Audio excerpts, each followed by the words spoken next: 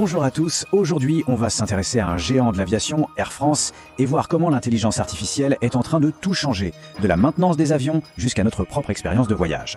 Alors comment est-ce qu'une compagnie aussi historique fait pour prendre le virage du futur? C'est ce qu'on va décortiquer ensemble. Allez, on commence direct avec un chiffre qui frappe, 80.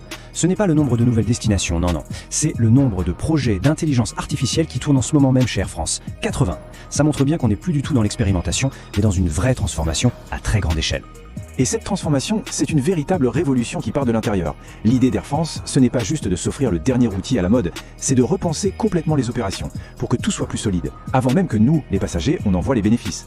Faut bien comprendre le défi. Pour une compagnie aérienne, c'est un vrai casse-tête. Il faut être hyper efficace, garantir une sécurité irréprochable, et bien sûr, faire en sorte que des millions de voyageurs soient satisfaits.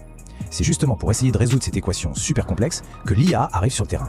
Bon, alors, allons voir ce qui se passe dans les coulisses. La toute première étape de la stratégie, c'est de donner de nouveaux super pouvoirs aux équipes d'Air France. La logique est simple. Si les collaborateurs travaillent mieux et plus vite, c'est toute la chaîne qui en profite. Et le premier de ces super outils, il s'appelle Thalia. Il faut l'imaginer comme une sorte de chat GPT, mais privé, sécurisé et surtout taillé sur mesure pour les employés de la compagnie. Un assistant numérique en quelque sorte. Concrètement, Thalia fait quoi? Eh bien, elle prend en charge toutes ces petites tâches qui, mises bout à bout, prennent un temps fou. Écrire un premier jet pour un email, retrouver le bon document perdu au fond d'un serveur, aider à caler une réunion. En fait, en automatisant tout ça, Thalia libère un temps super précieux pour que les équipes se concentrent sur ce qui compte vraiment, là où leur intelligence humaine fait toute la différence. Ok, ça c'était l'outil un peu généraliste. Maintenant, on passe à un cas d'usage beaucoup plus pointu et franchement critique pour la compagnie, la maintenance des avions. Là, chaque minute compte. Et voici l'IA qui change la donne, elle s'appelle Charlie. Regardez bien cette comparaison, c'est assez bluffant. Avant, un mécanicien pouvait chercher pendant 30 minutes la référence exacte d'une pièce dans d'énormes manuels techniques. Avec Charlie, la même recherche prend 2 minutes. Le gain de temps est juste spectaculaire. Et ce qui est génial, c'est que ce gain de temps, ce n'est pas juste un chiffre sur un tableau. Moins de temps passé en maintenance, ça veut dire que l'avion est immobilisé moins longtemps au sol. Et un avion qui est prêt plus rapidement, c'est un vol qui a plus de chances de partir à l'heure. Donc au final, ça a un impact direct sur la ponctualité et donc sur la satisfaction des clients. Parfait, on a vu comment l'IA aide à tout optimiser en interne. Maintenant, voyons comment cette nouvelle efficacité se ressent de notre côté, en tant que passager. Chaque jour, Air France transporte plus de 100 000 passagers. Ce chiffre, il donne une idée de l'ampleur du défi pour les agents à l'aéroport.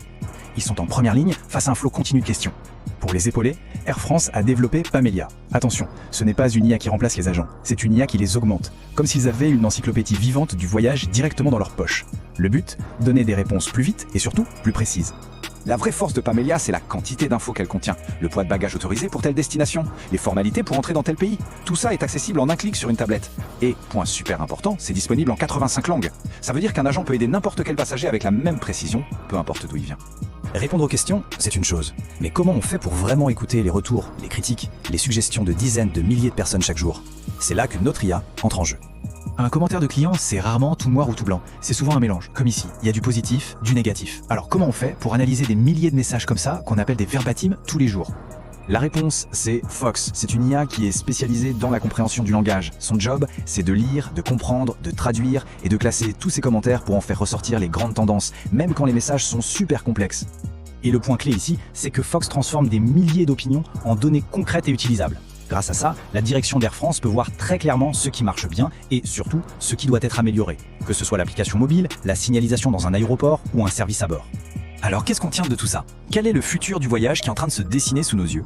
Si on résume, la stratégie d'Air France, elle est en fait très claire et se fait en 2 temps. D'abord, on se sert de l'IA pour que la machine interne tourne mieux, pour être plus rapide, plus agile, et ensuite, tous ces gains d'efficacité, on les répercute directement sur l'expérience du passager pour qu'elle soit la plus simple et agréable possible.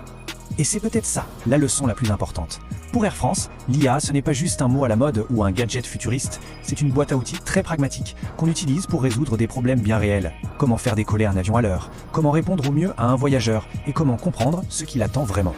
Alors que l'IA prend de plus en plus de place au sol et dans les services, il y a une question fascinante qui se pose pour l'avenir. Avec tous ces progrès, est-ce que la prochaine étape logique, c'est un cockpit sans pilote humain? Une idée qui semble être de la pure science-fiction il y a quelques années, mais qui est aujourd'hui une vraie question. De quoi réfléchir un peu au futur de l'aérien.